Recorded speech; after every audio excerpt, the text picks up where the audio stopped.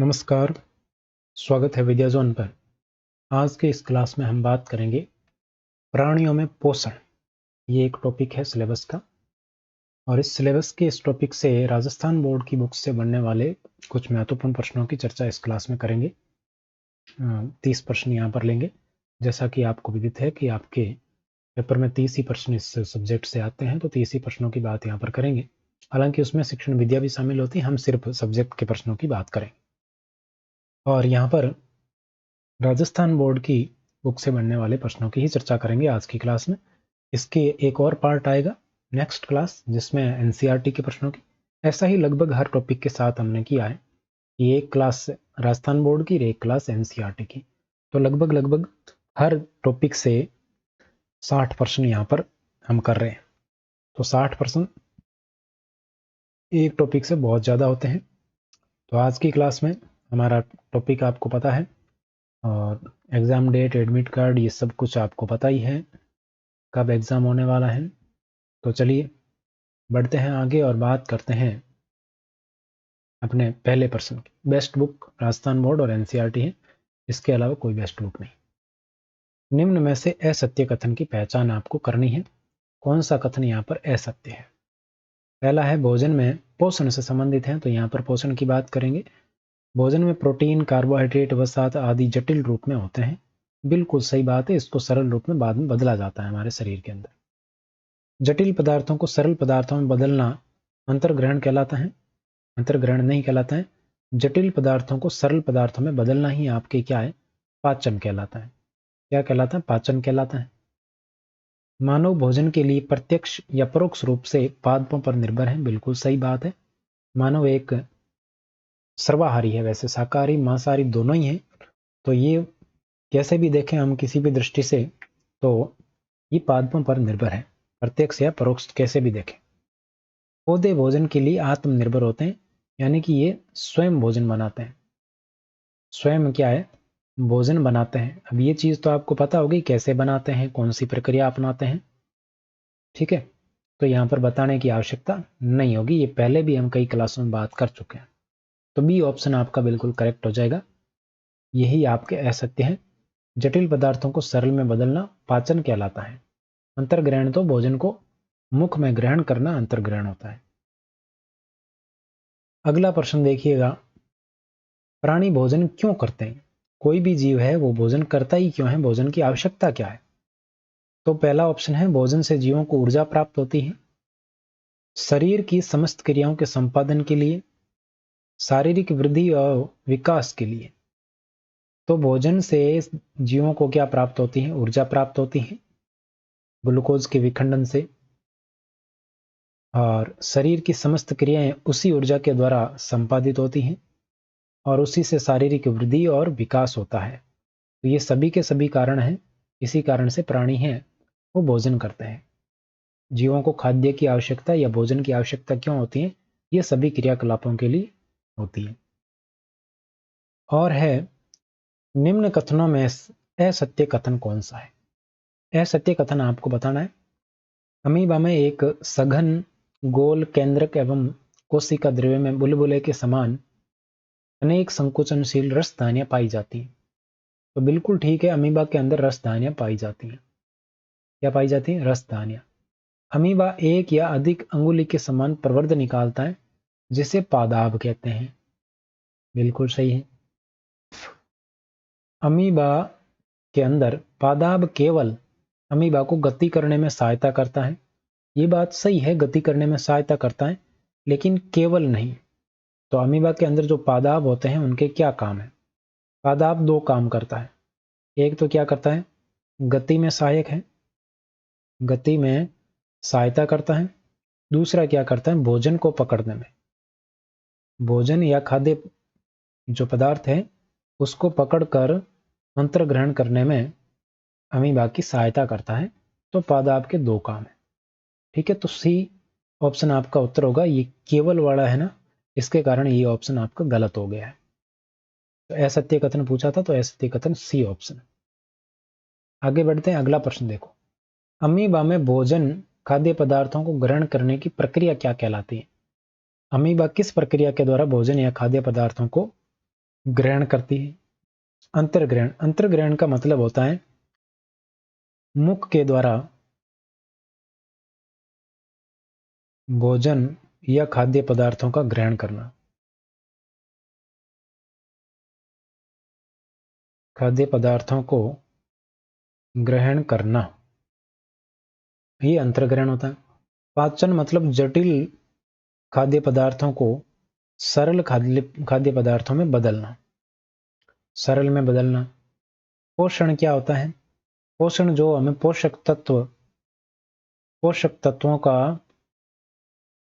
पोषक तत्वों युक्त भोजन है वो लेना पोषण कहलाता है। एंडोसाइटोसिस, ये क्या होती हैं? अमीबा में भोजन ग्रहण की प्रक्रिया है। भोजन ग्रहण की प्रक्रिया क्या कहलाती है? एंडोसाइटोसिस कहलाती है। डी ऑप्शन बिल्कुल करेक्ट हो जाएगा। आगे बढ़ते हैं, अगला प्रश्न देखिए। अमीबा में भोजन के पाचन, अवशोषण और उत्सर्जन का कार्य किसके द्वारा होता है? देखो क्या क्या चाहिए। भोजन है उसका पहले तो क्या करना है? पाचन करना है। पाचन के बाद उसका अवशोषण होगा और अवशोषण के बाद जो शेष रह जाएगा अपचित, उसका क्या होगा? उत्सर्जन या निष्कासन होगा।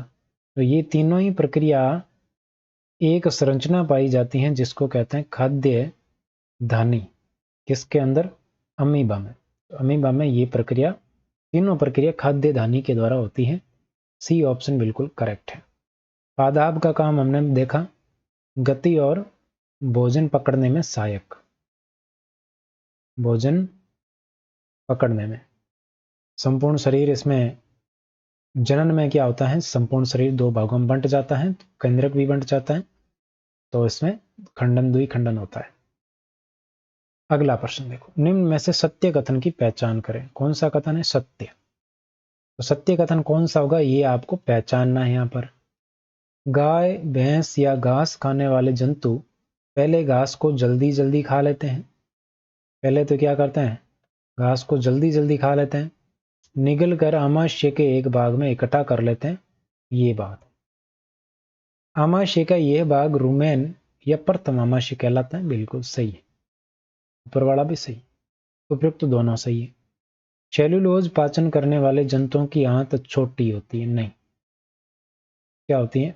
आंत बड़ी होती है। इसको थोड़ा अलग कलर से लिखते हैं। आंत कैसी होती है? आंत होती है बड़ी। सेल्यूलोज का पाचन करने वाले जंतुओं की आंत बड़ी होती है। तो उपयुक्त तो दोनों ऑप्शन बिल्कुल करेक्ट है, सी उत्तर होगा।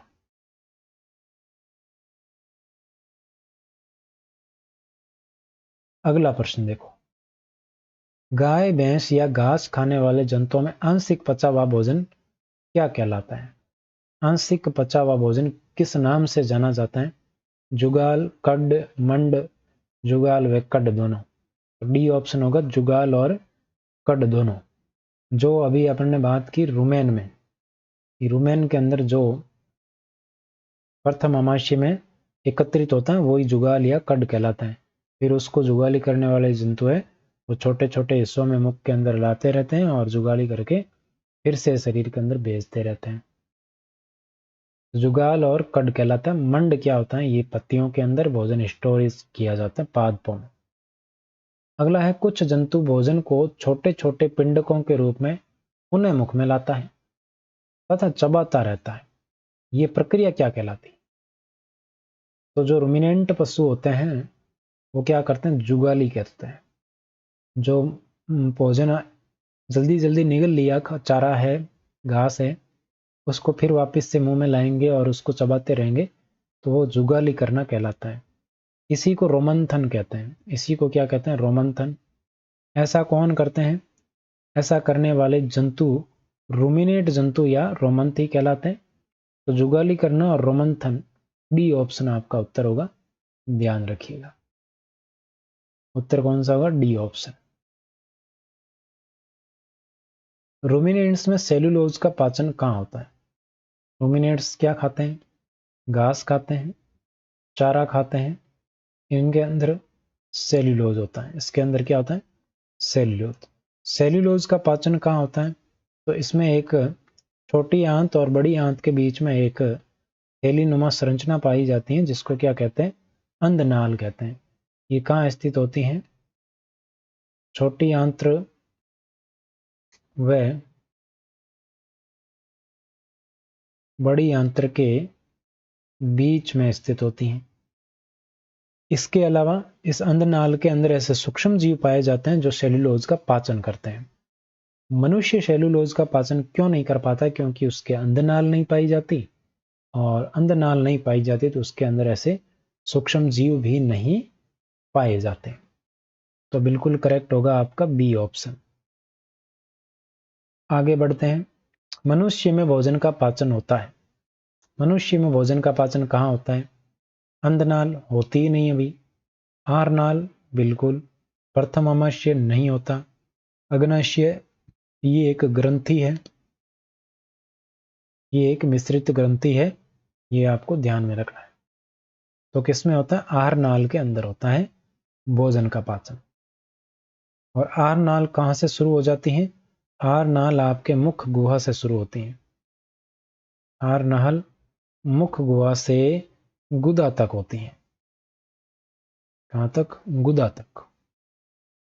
ये सही नहीं दिखे तो ये दोबारा लिख दिए, गुदा तक।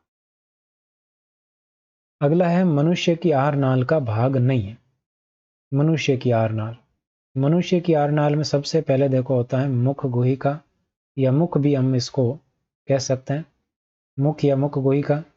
उसके बाद होता है ग्रशिका या ग्रासनली, ग्रशिका या ग्रासनली। उसके बाद आता है आमाशय, आमाशय के बाद आता है छोटी आंत, छोटी आंत के बाद बड़ी आंत, बड़ी आंत के बाद मलाशय, मलाशय के बाद गुदा या मलद्वार। ये सब इसके भाग हैं। तो मुख गुहिका, पित्ताशय, आमाशय, मलद्वार, गुदा। तो कौन सा? पित्ताशय इसका भाग नहीं है। पित्ताशय क्या करता है? पित्त का भंडारण करता है, पित्त का भंडारण करता है। पित्त का निर्माण कहाँ होता है? पित्त का निर्माण होता है यकृत में, जिसको लीवर कहते हैं, सबसे बड़ी ग्रंथि। तो ये यकृत के अंदर होता है। अगला है मानव मुख गुहिका में कितने प्रकार के दांत पाए जाते हैं? मानव मुख गुहिका में दांत कितने प्रकार के होते हैं? देखो, दांतों की बात करें तो कर्तंक होते हैं, रदनक होते हैं, और अगर चवर्णक होते हैं, फिर चवर्णक होते हैं। Canine, incisor, premolar, molar. तो ये इसको बोलते हैं ICPM, यानी कि ICPM के नाम से इसको जाना जाता है। इंसीजर, कैनाइन, प्रीमोलर और मोलर। तो कितने प्रकार के हो गए? 4 प्रकार के। दंत सूत्र भी आगे आएगा, उसकी बात करेंगे। देखो, मानव के ऊपरी जबड़े में कृंतक दांतों की संख्या कितनी होती है? ऊपरी जबड़े में। कृंतक मतलब काटने वाले। तो काटने वाले कितने होते हैं टोटल? ऊपरी जबड़े में 4 होते हैं। ठीक है। 2 क्या होते हैं? 2 होते हैं रदनक, 4 होते हैं अगर चवर्णक, और 6 होते हैं चवर्णक। 4 2 6, 6 12, 4 16, 16 16 हो गए 32। बिल्कुल ठीक है। ये इसमें प्रक्रिया होती है। मानव दंत सूत्र, तो मानव दंत सूत्र होता है 21-23 बट्टा 21-23 ICPM। अब ये क्या होता है? ये आधे जबड़े का होता है, आधे जबड़े का ही होता है। आधे जबड़े का होता है तो इसको 2 से गुणा करो ऊपर का, ये 2 से गुणा करो, ये नीचे का आ जाएगा। तो डबल करेंगे 21-23 का, 2 तिया 6, 2 दुआ 4, और 2 एकम 2, 2 दुआ 4, और नीचे भी यही आएगा। अब इनका योग करो, 4 2 6 4 10 16, और नीचे भी क्या हो जाए? 16। 16 16 को जोड़ेंगे तो कितने हो जाएंगे? 32। ठीक है, तो ये सूत्र होता है 21-23/21-23। ये पूछा गया है अभी हाल ही में, जो पशु परिचय वगैरह का एग्जाम होता है उसमें पूछा गया था। तो मानव दंत सूत्र है, ये आपको ध्यान में रखना है। आगे बढ़ते हैं। अगला है निम्न में से सही सुमेलित नहीं है। दांत का प्रकार और कुल संख्या है, तो कुल संख्या पूछी है अब। तो हमने अभी बात की थी 21-23 होता है, 21-23 का डबल करो क्या होगा, 21-23/21-23, तो ये हो गया 42-46, 42-46। तो अब पूछ रहा है कृतंक, पूछ रहा है कृतंक मतलब कैनाइन, ये इंसीजर पूछ रहा है, ICPM। इंसीजर टोटल कितने हो गए 8, ये टोटल हो गए 4, 8, 12, तो ये संख्या होती है 8। तो क्या होते हैं, कृतंक होते हैं, बिल्कुल सही है। रदनक 2 नहीं, कुल कितने होते हैं 4 होते हैं, और ये 4 वाला सही। अगर चवर्णक 8, चवर्णक 12, बिल्कुल ये डी ऑप्शन आपका उत्तर होगा। ये सुमेलित नहीं है, यहाँ 4 आना चाहिए। आगे बढ़ो। मानव में भोजन का आंशिक पाचन कहाँ से प्रारंभ हो जाता है, आंशिक पाचन कहाँ से प्रारंभ हो जाता है। क्षुद्रांत्र ग्रशिका मुख गुदा कहाँ से, तो मुख से। मुख में क्या पाई जाती हैं लार ग्रंथि या लाला ग्रंथि पाई जाती हैं, और लाला ग्रंथि के द्वारा लार स्रावित होता है, जिसको लाला रस भी कहते हैं। क्या कहते हैं, लाला रस, जिसके अंदर टाइलिन प्लस एमाइलेज नामक एंजाइम पाया जाता है। इस टाइलिन या एमाइलेज के द्वारा यहाँ पर भोजन का पाचन शुरू कर दिया जाता है। तो आंशिक पाचन कहाँ से प्रारंभ हो जाता है, मुख से प्रारंभ हो जाता है। जीभ के संदर्भ में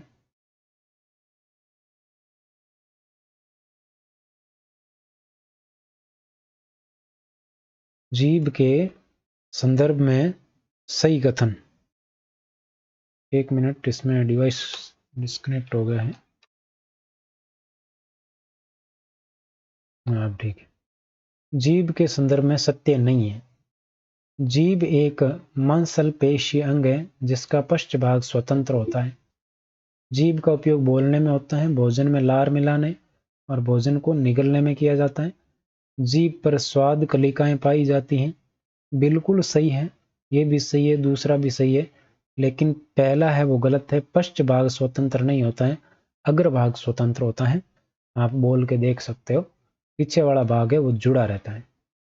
तो यहाँ पर पेशी अंग है, यहाँ पर अस्थियां नहीं पाई जाती हैं, उपास्थियां नहीं पाई जाती हैं, ये पेशी होती है, पेशियों की बनी होती है जीभ। ये पूछा हुआ प्रश्न है कि जीभ बनी होती है, तो जीभ किससे बनी होती है, पेशियों से बनी होती हैं। तो आपका असत्य कौन सा हो गया, पहला ऑप्शन ही हो गया। अगला प्रश्न, निम्न में से असत्य कथन है। ग्रशिका गले व वक्ष से होती हुई जाती है, बिल्कुल। ग्रशिका भित्ति में संकुचन से भोजन नीचे की ओर गति करता है। ग्रशिका के बाद भोजन आमाशय में जाता है। आमाशय दूसरी ओर वृद्धांत्र में खुलता है, तो ये वृद्धांत्र में नहीं खुलता है, किसमें खुलता है, शुद्रांत्र में खुलता है। इसमें शुद्रांत्र में खुलता है आमाशय। डी ऑप्शन आपका बिल्कुल करेक्ट उत्तर होगा। अगला प्रश्न देखो, यू आकार का आहार नाल का सबसे चौड़ा भाग कौन सा है।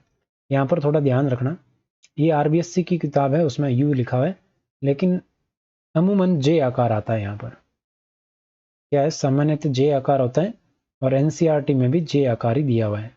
आपको भी जे आकार ही मानना है।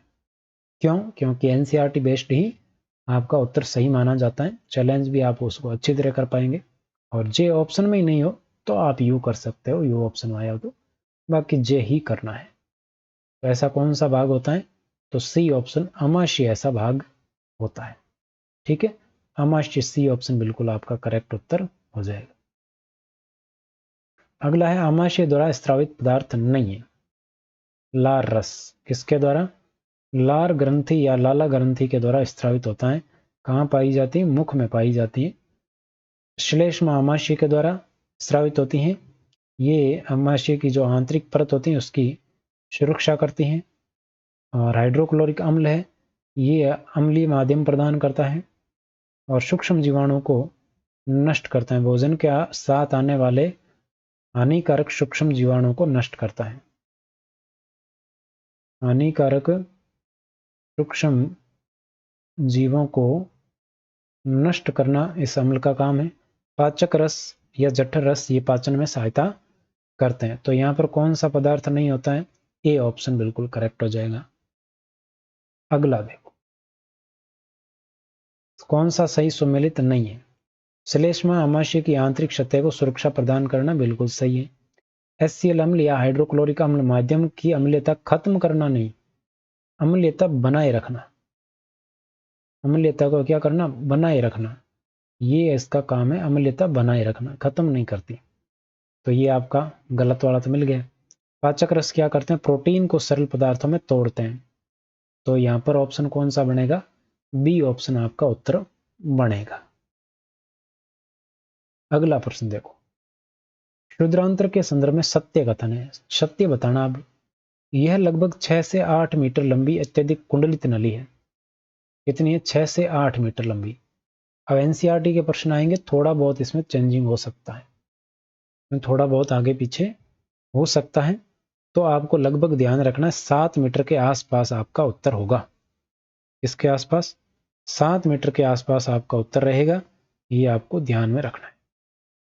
ठीक है, यह हालांकि आरबीएससी में ये दे रखा है स्पष्ट 6 से 8।